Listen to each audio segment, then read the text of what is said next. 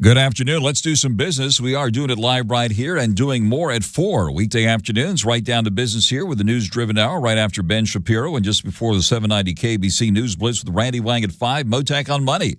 Live on the air, 790 KBC, streaming live online worldwide at kbc.com.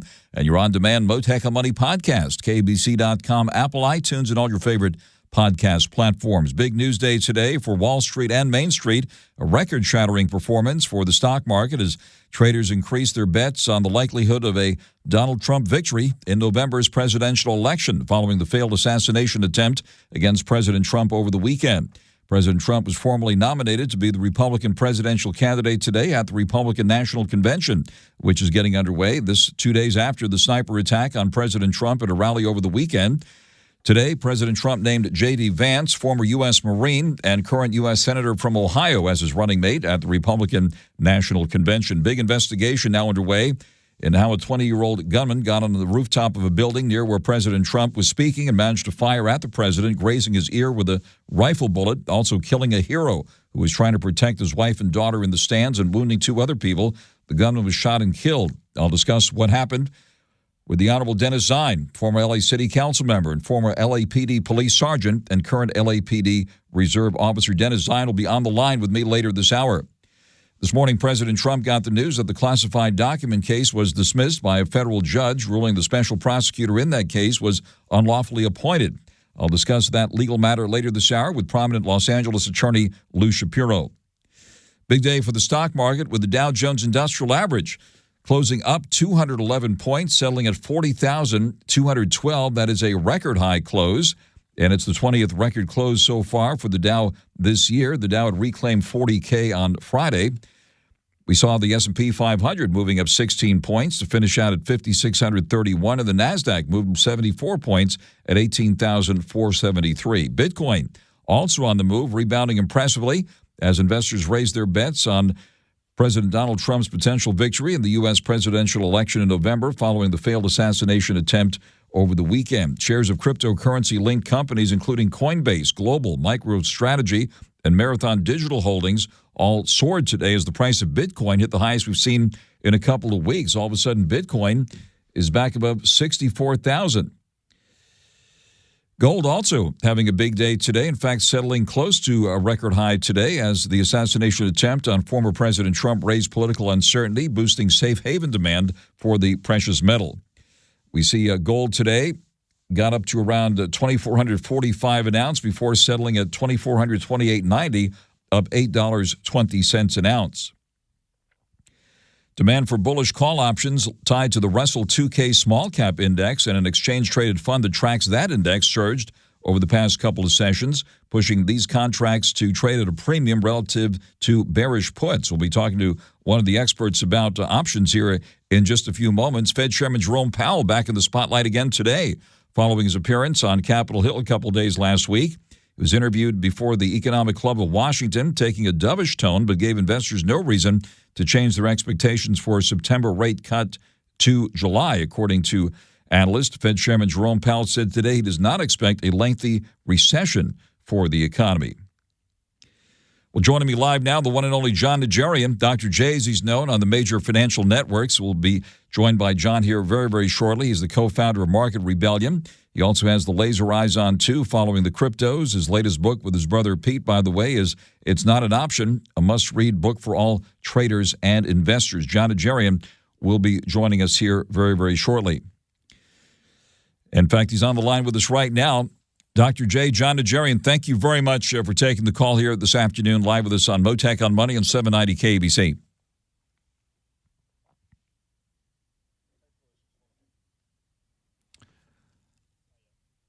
All right, we're going to have to look for the fuse box and get power restored to our phone system here. So let's continue now. In the meantime, John NAJARIAN, of course, are one of our great contributors here to Mottek On Money on 790 KBC. Right out of the gate today, stocks extended their rally after the chances of a presidential election victory by Donald Trump increased following the failed assassination attempt over the weekend. And according to one analyst, it brought more clarity to the market as the odds of a Trump win have shot up. The stock market also seeing optimism from last week carrying over into today after the report on Friday showed the consumer price index inflation fell in June for the first time since the pandemic in 2020, fell only slightly. Meanwhile, small cap stocks did outperform their large cap peers today, according to Market Watch. It's important to watch whether it's just a relief rally as small cap stocks have been lagging behind the large cap ones so far this year. So we are seeing a rally in the small cap names. Let's bring up some of the Magnificent Seven names, including, of course, NVIDIA, also known as the Magnificent One, which we like to quote here. NVIDIA shares today pulling back 80 cents at 128.44. After hours moving up slightly. Taking a look at Apple stock here. Let's bring in Apple shares. Moving higher today, participating in the rally, up nearly $4 at 234.40. Boeing back in the spotlight, and Boeing shares. We bring up that one here. Boeing stock at the moment pulling back $3.20 today at 179.11 at the close. John NAJARIAN, thank you very much for taking the call here this afternoon. Thank you, Frank. I'm sorry that we've had some connection problems here this evening. Not on your end, but mine. Well, but always great to be with you. Thank you. Thank you, John. Thanks for bearing with us on that. And we can hear you now, so we're in good shape here. And thank goodness for that. We got a record high close for the Dow Jones Industrial Average. Of course, epic events over the weekend and almost hour by hour. Give us your assessment of things here at the moment. Well, at least, of course, we're all, I think, regardless of political affiliation, happy that was a failed assassination attempt. But there are multiple tragedies. The gentleman, the fire chief that lost his life protecting his wife and kid, his daughters, as well as some of the other victims of the shooting. So I don't want to just dismiss it and say, oh, it's great. Obviously, this is a very dark day when something like that happens. And you and I, when we talk, Frank, we usually are trying to look at, okay, how does that impact stocks? Well, obviously, directly, it impacted today DJT, the stock that has the same three letters as the president, former President Trump, because DJT was up at one point 50% and finished higher by a substantial amount on record volume today. So quite obviously, a lot of people were willing to invest in Truth Social and Trump Media. That's under DJT, of course. And that was one of the most actively traded stocks on the big board all day. It was just incredible to watch. I thought we had some pretty interesting earnings reports out of Goldman Sachs, for instance. And luckily, the markets got a chance to not just focus on what happened over the weekend, but the results from the quarter for a number of stocks, some of which had pretty spectacular results. Clearly, those from Goldman Sachs, symbol GS, were pretty spectacular. On the air live with John NAJARIAN, Dr. J, as he's known, on the major financial networks, and of course, co-founder of Market Rebellion, and he's got the laser eyes on, too. We're going to talk about the cryptos here in just a moment. I just brought up the closing quote on the DJT stock, President Trump's company, closing up $9.69 today at $40.58, a gain of 31% at the close. Bitcoin roaring back to life over the weekend. John NAJARIAN, I know you have the laser eyes on and follow the cryptos very, very closely. Bitcoin right now, at last check, of about 800 to 64,200 or so. Give us your reaction to the big move in Bitcoin and some of the other cryptos here. Yeah, well, they were moving, Frank, as you and I know, because crypto really doesn't rest. It trades 24/7. It just depends under which jurisdiction or time zone we choose to pick as a stopping point for that particular day. But it was down into the 55, 56,000 realm last week. To see it back up here at 64,000, it was 63,000 during the regular trading session today, which was a nice upside move. Part of that, of course, coming because President Trump is a huge supporter of Bitcoin. So the idea that, number one, he survived, number two, his odds of reelection just keep going higher. And the fact that he is outright and declared a big fan of Bitcoin and wants to support it, perhaps Ethereum as well, is why both those digital assets were catching the wind at their back instead of struggling against a wind in their face like both of them had been for the last several weeks. Absolutely excellent point. Ethereum back up to around the 3,400 or so. It was down to around 3,000 or maybe even just below that recently. What about Ethereum here and some of the other crypto names that you're following? Well, obviously the Ethereum is basically the second step that most people take after they get into, for instance, USDC, a stable coin, or like Tether or whatever it might be. The next step is quite frequently Ethereum because it is the building blocks for an awful lot of projects that people have been coming out with. And that one certainly seems like it's got a lot of upside from here. I'm not saying Bitcoin doesn't.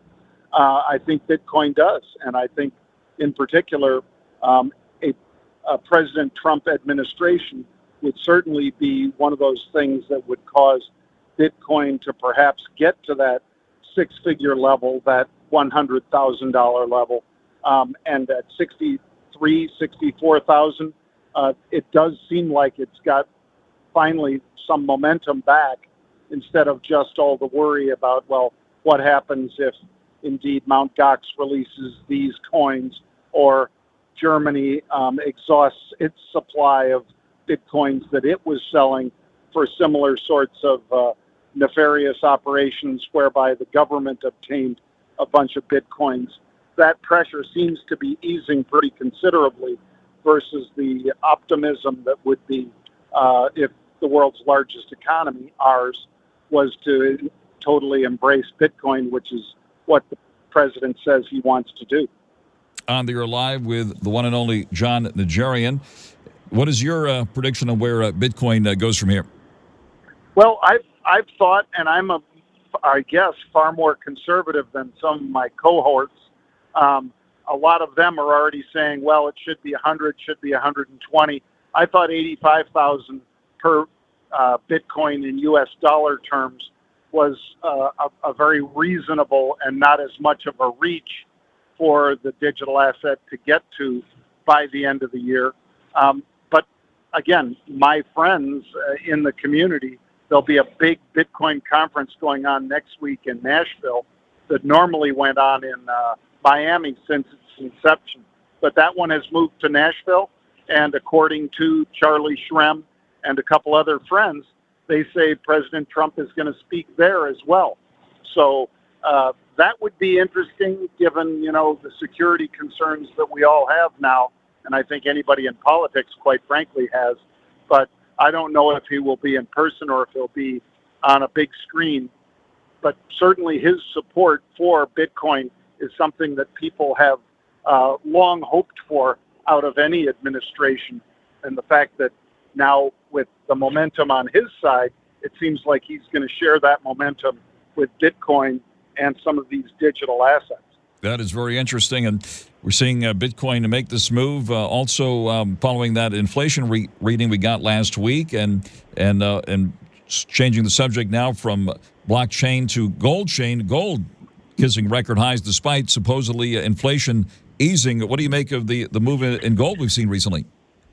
Yeah, that's been a spectacular move and very, very steady to the upside. Silver, of course, moves, and it's not, at those Hunt brother squeeze highs that they tried to, of course, corner the market on silver back in the day.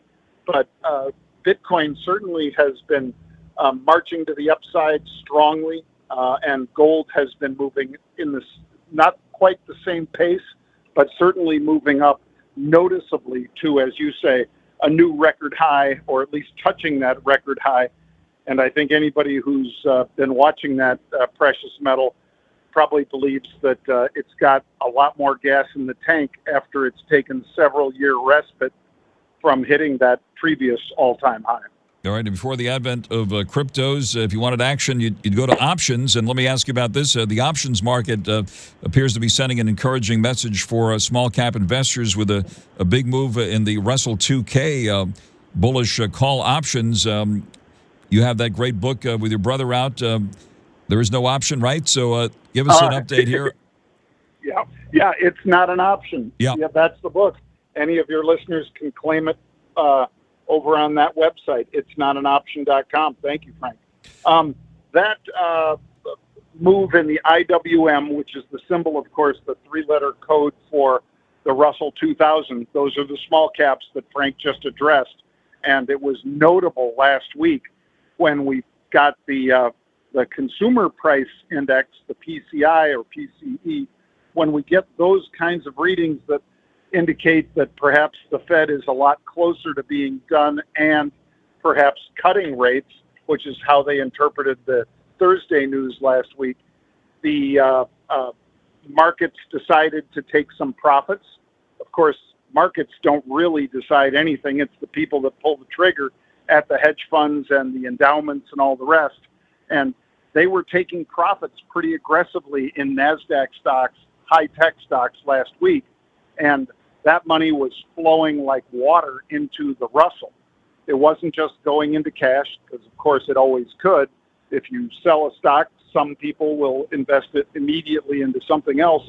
Those people were definitely going into the Russell last week, and that was pretty interesting just to watch how fast and how much money went in both to the stock and to your point, Frank, into the options of the IWM. A lot of upside bets that the IWM goes considerably higher, and I think a lot of those small cap stocks could really use that relief or that optimism from lower interest rates. That would mean something pretty darn big for those, because they've struggled mightily for the last several years against the higher rates that we've got.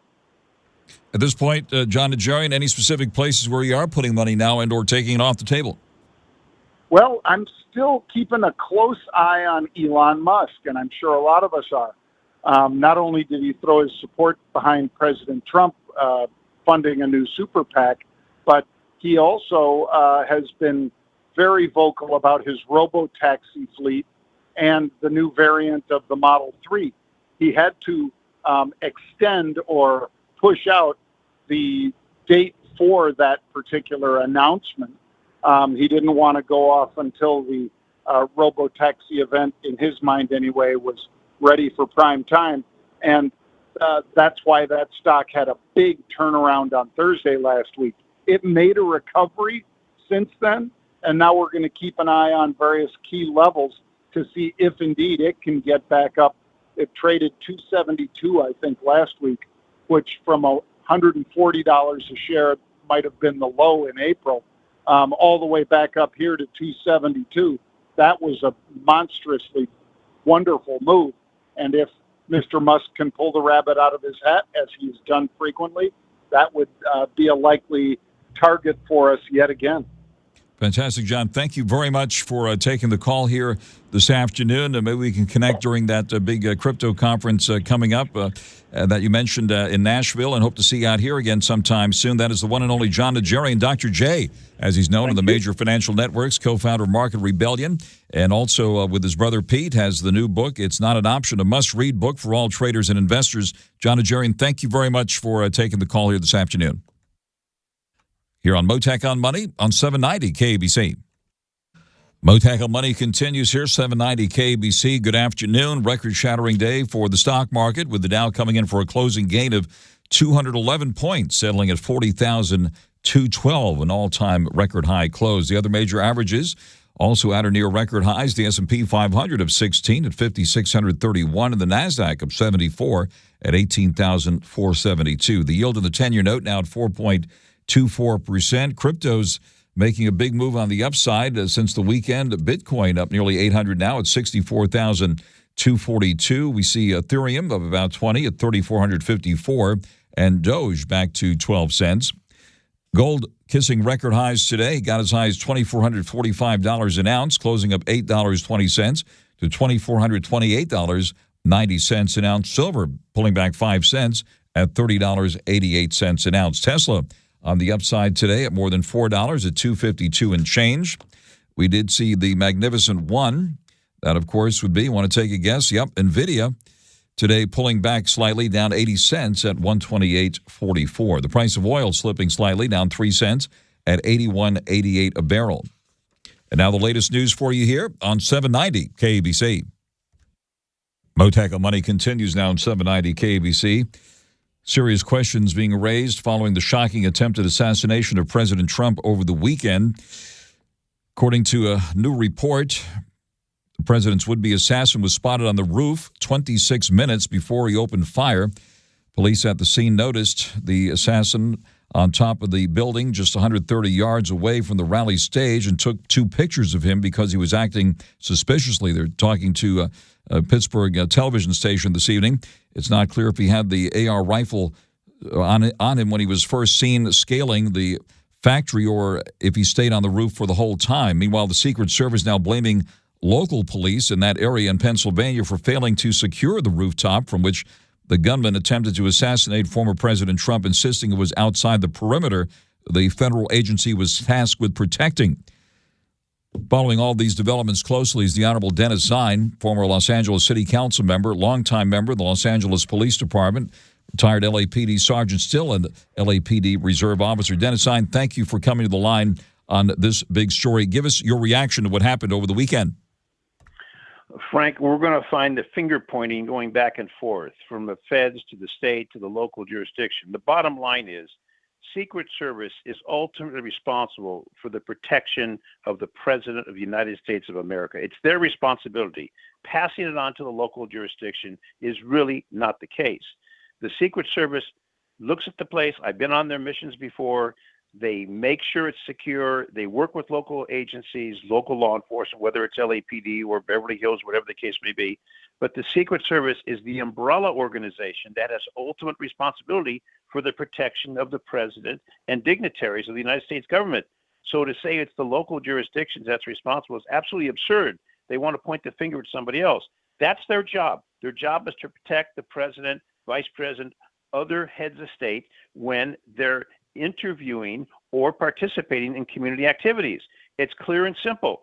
But to say that the local jurisdiction, and I've been involved in those situations in Los Angeles, there's a pecking order from the motorcade through the site for the security, etc., the sniper teams, it's all set out. But the umbrella is organized by the United States Secret Service. So you're going to find the finger pointing going back and forth. The bottom line is it shouldn't have happened. And thank God, former president was not killed, but it was only a miracle, because if you see what happened with that bullet, it's only a miracle that that was not a deadly shot that was fired from this individual who, for unknown reasons, decided to take out the president. This wasn't trying to scare him. This was designed to kill the former president of the United States of America, which is astronomically incredible. In my lifetime, I've seen this happen in other situations when dignitaries have been shot and sometimes killed. It breaks my heart to see this happen. But again, the Secret Service, and I think if you look at the leadership of the Secret Service, you'll find that there's incompetence in the leadership which was responsible for this. But if you want to have ground cover, you don't have to have a helicopter, which is very loud. You could have drones. There's other devices you can utilize to protect the dignitary, the president, vice president, et cetera, and the crowd at large.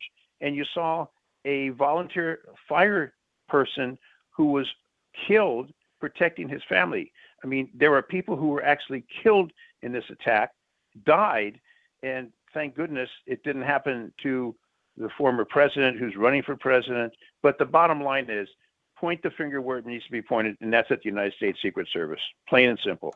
On the air live with the Honorable Dennis ZINE, and indeed President Trump had his ear grazed with that rifle bullet. Just by the grace of God, he tilted his head at the right moment and survived that assassination attempt. But as you mentioned, one person was killed, and I see his widow is now talking about this. Get down. Those were the final words of the volunteer firefighter you mentioned, father of two, Corey Comparatore, as he shielded his family from the sniper who opened fire on former President Trump. His grieving widow was speaking to the New York Post about that tragedy. You've seen the reports. two other people who were injured in Yep. addition to the individual who was killed in the attack on the president. It absolutely is incredible that could happen this day and age in America. And then, of course, President Trump getting up saying "fight, fight, fight," and the crowd chanting "USA, USA," and it's been a unbelievable sequence of events. And let me ask you this: you've probably seen the reports, and again, there's a lot of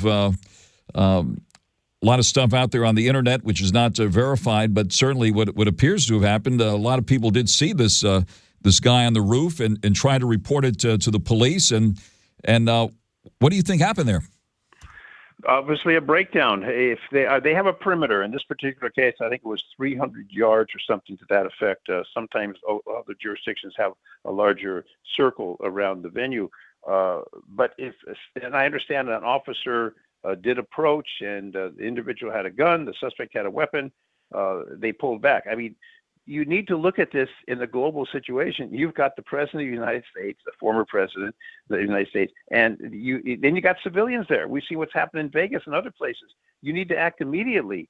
And if you see someone with an AR-15 or any kind of weapon in that particular location, but I understand there was a total breakdown when that was reported from what I've seen in the media reports to law enforcement. They need to respond to that quickly so we don't have a tragedy as we've seen where innocent people are shot and innocent people die. And this is now a world story because obviously law enforcement in general, including the Secret Service, was not up to the task that they needed to be to provide protection for not only the former president, but all those folks that were there gathered for this rally. On the air live with Dennis Zine. And as far as the investigation is concerned, now the Secret Service, the FBI is now investigating the Secret Service. Is what's happening here? What do you think should happen as far as getting to the bottom of this?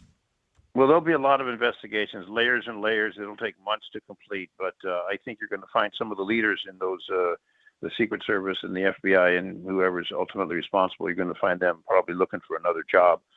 Because it breaks down from the top. And if you don't have that leadership where it needs to be, you've got problems. And I think that we can clearly show there were problems in this situation where there's already been threats. There's already been aggressive action against our former president. We know that for a fact. So you've got to be extra cautious.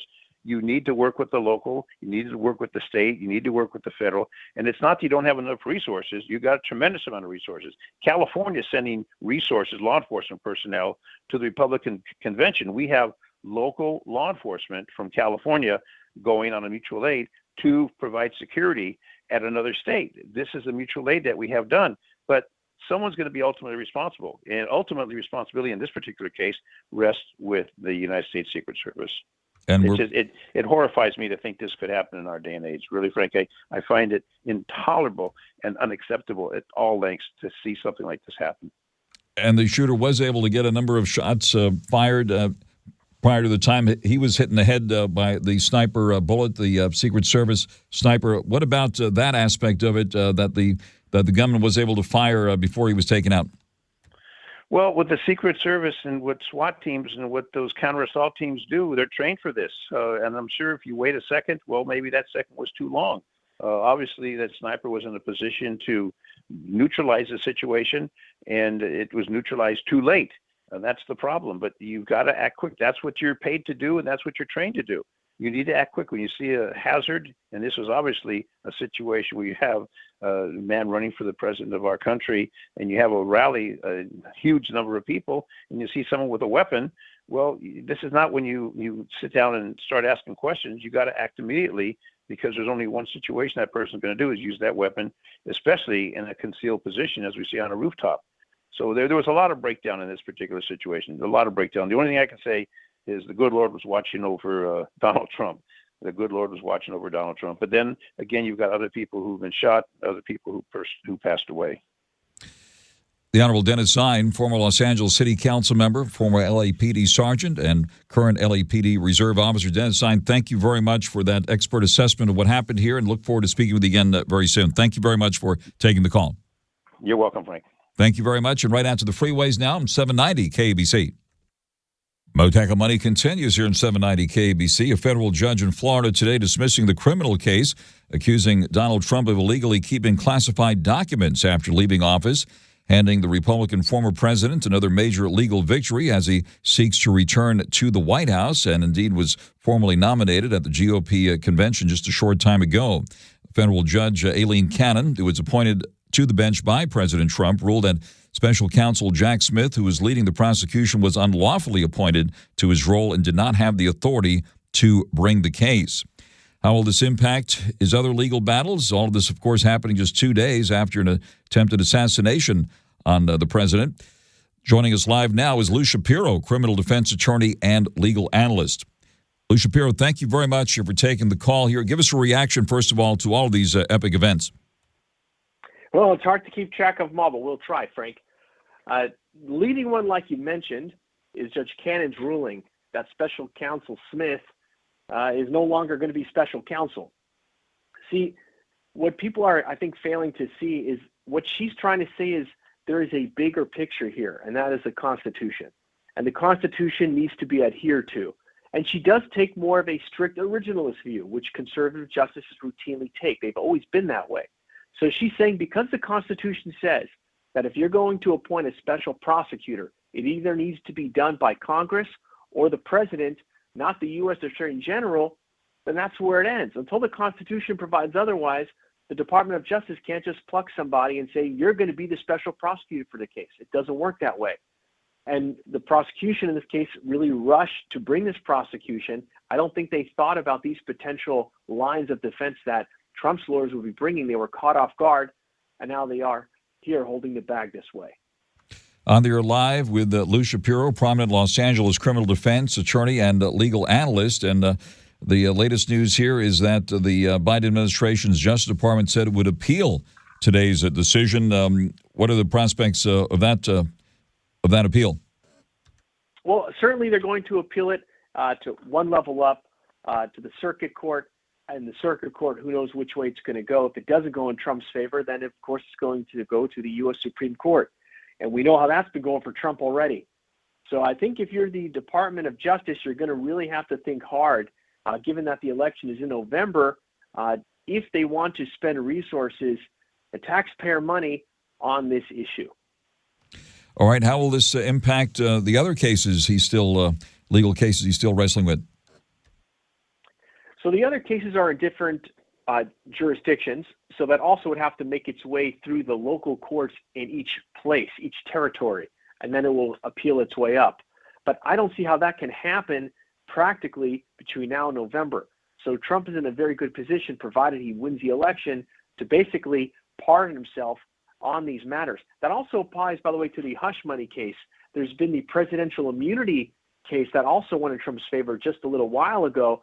And there's even an appeal on the hush money case. A lot of people are saying, how is he able to use the presidential immunity case to appeal the hush money ruling? The hush money facts did not happen while he was president.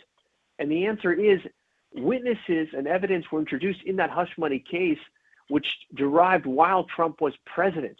And under the presidential immunity doctrine, any correspondence communications that he had while acting in the official capacity that he had with other people technically can't be used against him in prosecution. So there are serious grounds there for a reversal as well. Very interesting. And of course, there was also some allegations of juror impropriety as well. And is that still being looked at? You know, it was being looked at originally, that it could be that a relative of one of the jurors found out that they said they were going to convict Trump even before they deliberated. And this is the hush money case. That sort of hasn't gotten much traction since these other matters have been hitting the limelight since. Very interesting. And as far as the you got the Georgia election case, where does that stand at this point? Well, he's going to have two avenues concurrently challenging that. One is that, again, it's the presidential immunity action. Any correspondence he had with people involved as an official act, the closer to the Constitution, the more likely he would be protected. That would be the grounds for defense on that one. Remember, that is actually a state case, so the special counsel issue that was decided today would not apply to that case. Because that's a state case being brought by that jurisdiction. Very interesting. At this point, getting back to the hush money, so-called hush money case that you mentioned, looks like a sentencing is still scheduled, right? It's been delayed until September. That, of course, is before the November election. Do you think this will go forward? No, I don't think the sentencing will happen before the November election because this presidential immunity matter first needs to be decided by Judge Merchant. And then, let's say Judge Merchant says, I hear the arguments, but I still am siding with the prosecution. I don't think presidential immunity was breached here. That then can be appealed, and there's several grounds for appeal. And that's just one issue on appealing in that case. There are other issues that were going to be appealed in that case. For example, the jury instructions, the jurors did not have to all agree on one felony act because that's what got them over the statute of limitations to prosecute Trump as a felony to begin with. So I don't see that resolving anytime before November. All right, zooming out to the big picture here, we've never seen anything like it. All these legal issues that the former president has had to face, so-called lawfare, and the politicalization of all of this. What are your thoughts about what has happened in all this? I think one bright thing we can all take away from this is that the general public has become a lot more interested and enlightened about how the judicial process works. A lot of times the law is like an esoteric thing, or that's something that lawyers take care of or do. But in light of all these cases and all these rulings, it's really allowed people to learn a lot more about a judicial, an integral part of society. So I think we should be grateful for that. All right, and it certainly kept the lawyers busy, too, so that is to be noted as well. Lou Shapiro, prominent Los Angeles criminal defense attorney and legal analyst. Always appreciate your expertise here, and thank you very much for taking the call here on these big stories this afternoon. You got it, Frank. Always a pleasure to be with you. Likewise, thank you very much, and we're wrapping up a record-shattering day for the stock market today, with the Dow closing up 211 points, settling at 40,212, a record high. The S&P 500 moving up 16, and the NASDAQ up 74, all the major averages at or near record highs. Stay tuned now for the 790 KBC News Blitz with Randy Wang, and I'll be back tomorrow with more at 4. Mottek On Money, 790 KBC. The Rolling Stone Music Now podcast gets inside the biggest stories with Rolling Stone senior writer Brian Hyatt, Snoop Dogg, and Lotto. Let me give you one of my secrets. I remain the biggest kid in the room at all times. There's a kid in you can't believe that. Look at where you at. Keep making it about fun. Yeah, we blessed to be able to do a job that's like fun. There's two funds that's the most important funds in the world. Funds that you make off of the fun that you have. Rolling Stone Music Now, wherever you listen.